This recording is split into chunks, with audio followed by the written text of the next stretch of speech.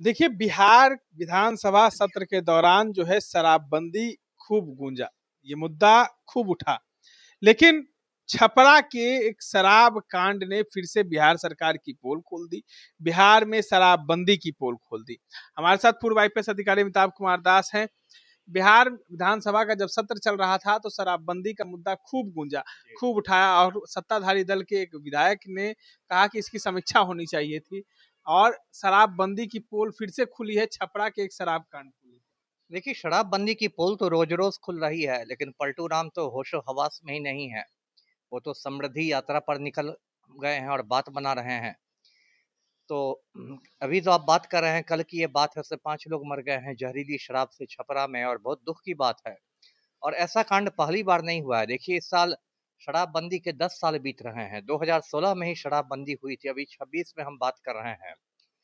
और इस दौरान यदि आप टोटल कर दें तो जहरीली शराब से मरने वालों की संख्या सैकड़ों में गई है।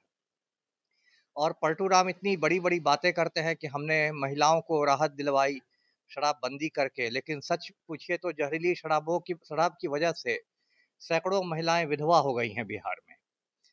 और बाकी बिंदुओं पर भी शराबबंदी बिल्कुल विफल रही है। देखिए, शराबबंदी की वजह से बिहार सरकार का खजाना खाली हो गया है।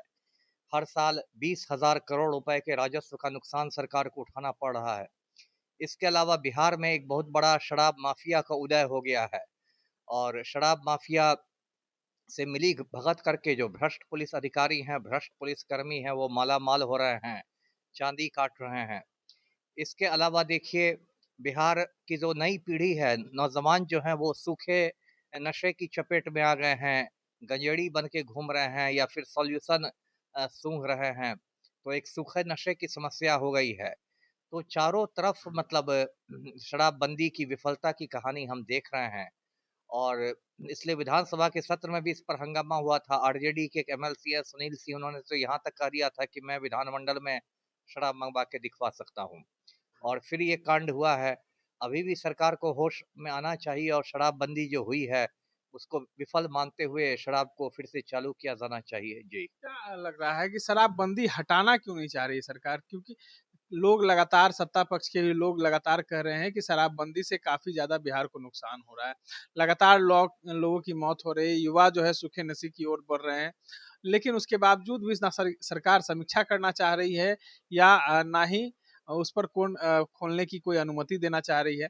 क्या शराब माफिया का एक जो है तैयार जो लॉबी है वो तैयार हो गया है?